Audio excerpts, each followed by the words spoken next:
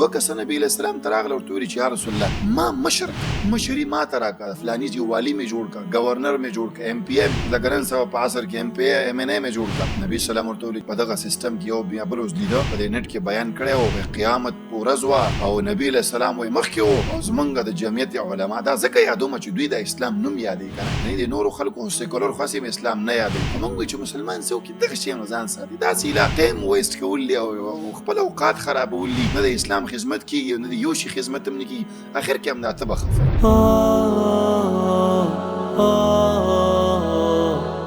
Don't forget to like, share and subscribe. Ask Rana Studio. السلام علیکم ورحمت الله وبرکاته.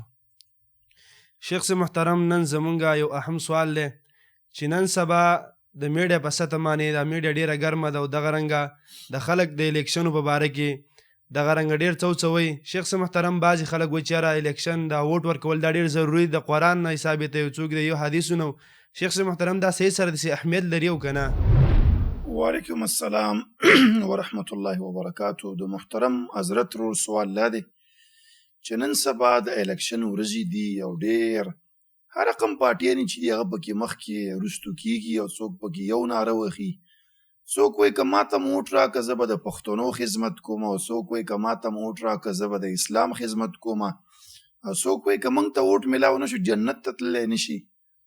خو حقیقت دا دی چې څوک په یو ټیکټ باندې 15 شپږ اووه او 10 کروړه روپۍ ولګوي او هغه نه ته بیا دا توقع ساتي چې هغه به ستا خدمت وکړي، دا ډېره بعیده خبره ده. تاسو ته دا خبره یا به معلوم یا نه، دا ټیکټونه د پارټیو دا خرڅېږي. زمونږ په خپلوانو کې شته یو ټیکټ د پارټۍ اخیسته تقریبا 8 کروړه روپۍ پې ورکړې. 8 کروړه روپۍ ته فکر وکړه د 8 کروړه روپۍ به دا په څه کې ګټي؟ ځکه عام یو ایم پی اے ایم ان اے تنخواه د 1 لک نه زیاته نه وي، نو ته دې ته حساب ونیسه 15 کاله چې دا تنخواه واخلیم دا 8 کروړه روپۍ نشي پوره کولی. دا په څه کې پوره کوي؟ دا په حتماً په دې ټیکو کې په مختلفو شیانو کې چې هغه دوی ته میلاو شي او په هغې طریقې سره د خپلې پیسې چې په الیکشن کې لګولي هغه پوره کړي. مقصد د خبرې زما دا و چې په دغه دروغو دعوو باندې اعتبار نه کول پکار. که څوک تا ته وایي چې د پښتون حقوق مونږ غواړو، دا خبره هم دروغ ده. د پښتون حقوق نشته. هغه خلک چې د پښتنو د حقوقو چغې چې وهلې پنجابیانو سره یو ځای شو لاس یې ورسره ورکړ. څوک چې د اسلام چغې وهي دوی ته هم کوم اعتبار نشته. ګوره یو شي موږ به وروسته خبره کوو چې د آیت استعمالي او نه، اصل خو به یې وګورو چې دا کار د دوی په جواز هم لري او که نه. ګوره دوی وایي چې موږ په ډیموکراسي کې شرکت کوو، څه کې کوو؟ او د ډیموکراسي د بقا لپاره به موږ کار کوو. دا خبره غلطه ده که دوی وایي چې نه دا خو اسلامي یو سیستم دی. که اسلامي سیستم دی د سیکولر پارټیانې پکې څه کوي؟ اسلام کې خو سیکولر پارټیانې بیا نه داخلیږي. دا معلومیږي دا یو ډیموکراټیک سیستم دی. ډیموکراسي دا څه ته ویل کېږي؟ دې باندې که سړی ځان پوه کړي نو بیا قیصه ډېره اسانه ده. ګوره د ډیموکراسي دا 2 لفظونه نه جوړ دی، لاتیني لفظونه دي. ډیمو قانون ته وایي، کروستوس د خلکو. معنا دا ده د خلکو قانون. تعریف یې داسې شوی په اکسفورد ډکشنري کې وایي پیپلز ګورنمنت فار د پیپل بای د پیپل. د خلکو حکومت د خلکو په خوښه د خلکو دپاره. معنا دا شو د ډیموکراسي چې څوک پکې شرکت کوي. معنا دا ده چې ګوره دا قانون چې دا به د خلکو په خوښه وي، خلکو دپاره وي، هغوی به پرې راضي. ګوره که هغوی راضي نه و دا قانون نشي جوړېدلی. دا ساده معنا شو. اوس څوک چې دغه ډیموکراټیک سیستم کې ودرېږي دا شروط به مني. وایي چې دا نه منمه نو دا ډیموکراسي کې اصل کې داخل نه دی. اوس ګوره زه تا ته وایم حضرت مولانا چې ته لاړ شه او د بازار نه به ماته یو پیزا راوړي، نو ګوره انګریزان پیزا څه ته ویل کېږي؟ هغه داسې سرکل شانې شی هغه باندې مثال ټاپنګ اچولی، دا اچولي او یا پې چکن یا بل څه وي هغه راوړي. اوس که ته بازار ته لاړ شي او د بوټ بازار کې نانبۍ ته وایي چې ماته پیزا راکړه، هغه د نانبۍ ډوډۍ درکړي او ته یې ماته راوړي چې دا پیزا ده، نو انګریز ته یا پیش کې چې لکه دا پیزا ده، هغې ته اثر نه وایي چې لکه موږ خو دې ته پیزا نه وایو. نو دا ډیموکراسي چې دا د یورپ نه راغلې ده. دا اصل کې په فرانس کې به تیوکراسي چلېدله. تیوکراسي څه ته وایي؟ د چرچ قانون. نو په فرانس کې یو انقلاب راغی چې نه چرچ مچ نه منو، ډیموکراسي مطلب د خلکو قانون. یو وحشت شو چې قتل عام هم پکې وشو، ډېر شیونه پکې وشو. نو هغه ویلې چې نه منو. نو بیا ډیموکراسي چې جوړه شوله 4 اصل جوړ شول.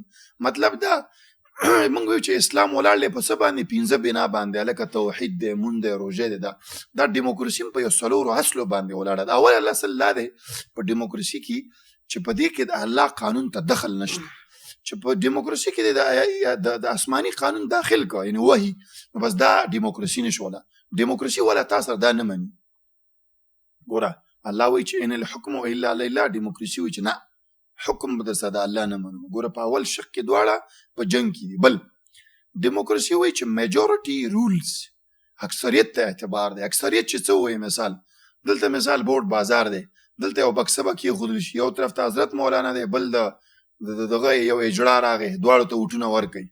نو ډیموکراسي قانون دا دی چې چا دې ډمې ته ډېر ووټونه ورکړه هغه به مشر کېږي او دغه خبره منل کېږي. اسلام وایي چې نه، اکثرهم لا یعقلون اکثرهم مشرکون.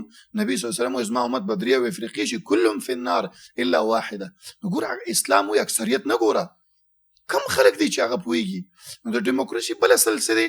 اکثریت. اسلام وایي چې اکثرهم لا یعقلون. دواړه بیا په ټکر کې شول.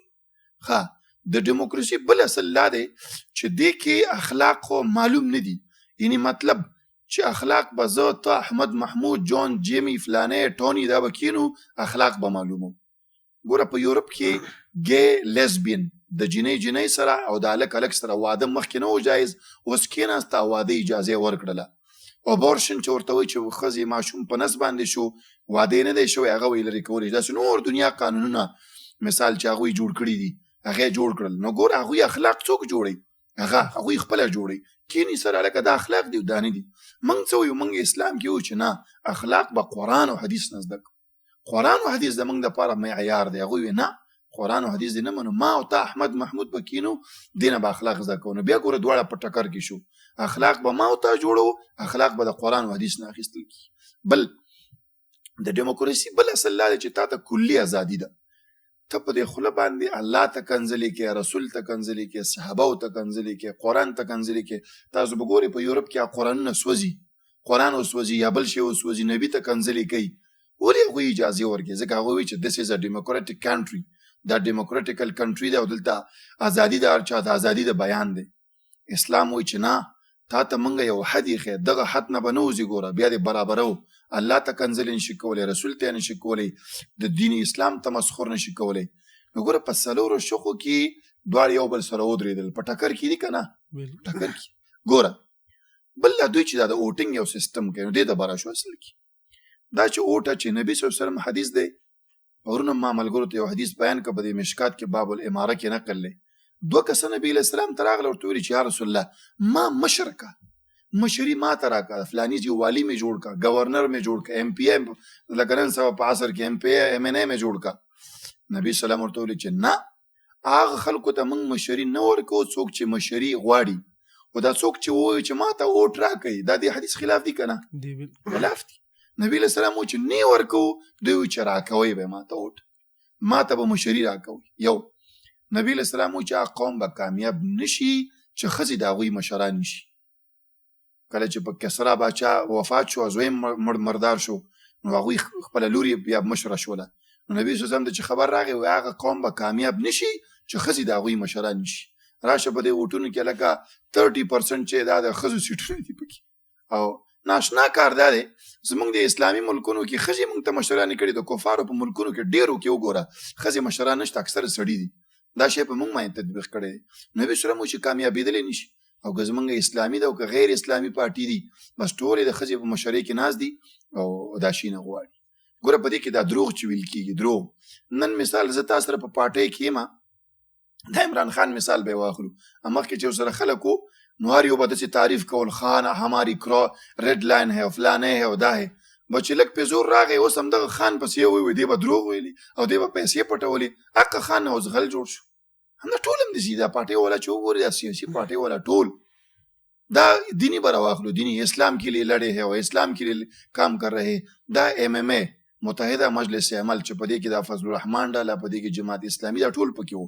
په 2004 کې د دوی حکومت په KPK کې دوی د اسلام دپاره دومره ونه کړه چې هاشم صنما هغه بوډ لیدي چې لکه لږ پرده پې واچوئ، دا د اسلام خلاف کاری. دومره د اسلام دپاره خدمت ونه کړه. نور اسلام به دا کوم ځای کې خدمت کوي؟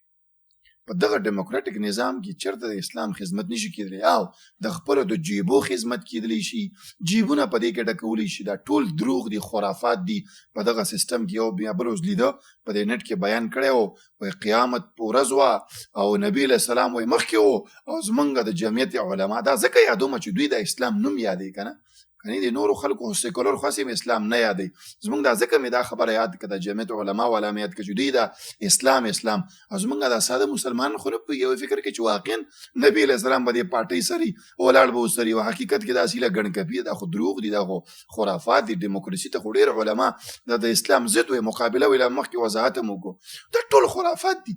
ساده الفاظو کې د ټولو پارټیو والا چې داسې خبره کولې موږ به هم ډېر اعتراض نه کوو چې اوټ ماته راکوي چې جیب ډک کړم بس، بیا به موږ ویل چې جیبونه ډکوي نور، خو چې اسلام اخلي یا د پښتنو نوم اخلي چې پښتنو لپاره کار کوي، دا ټول دروغ دي.